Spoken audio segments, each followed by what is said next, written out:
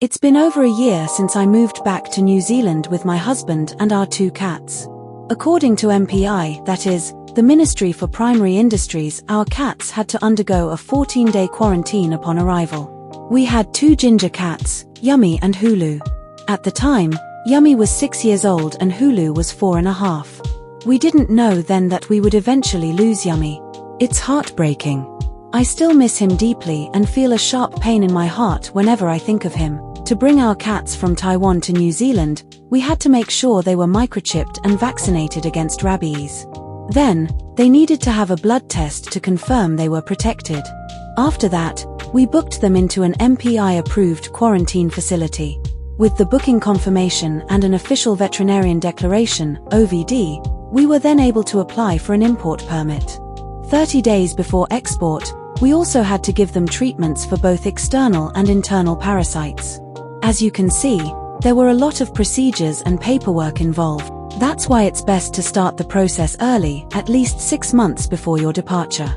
There are only 4 MPI-approved quarantine facilities for cats and dogs in New Zealand, 3 in Auckland and 1 in Christchurch.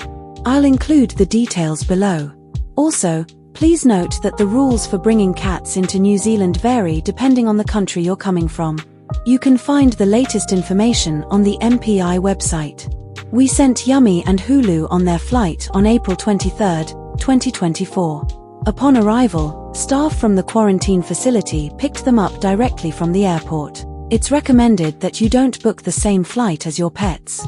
If anything unexpected happens and they can't get on the plane, but you already have, there won't be anyone to take care of them.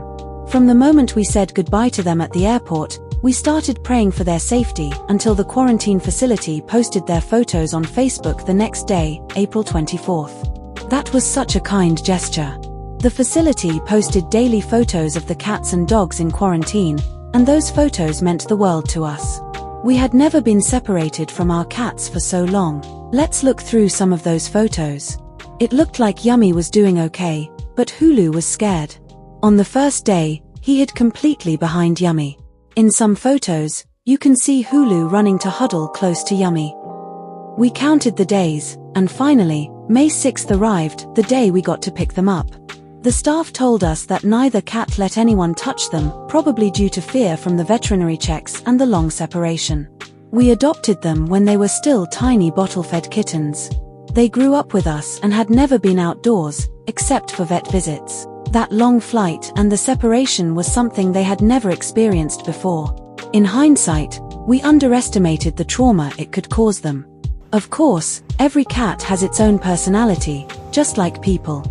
After we brought them home, Hulu was so happy he ran around the yard and played with us.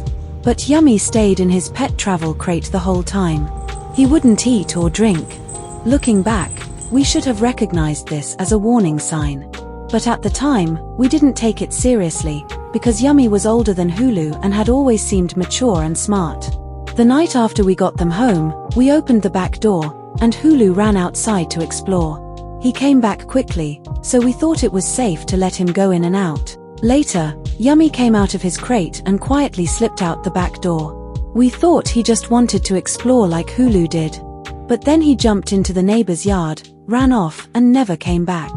I'm sharing this experience about cat quarantine in the hope that it might help someone out there who is planning to bring their pets to New Zealand.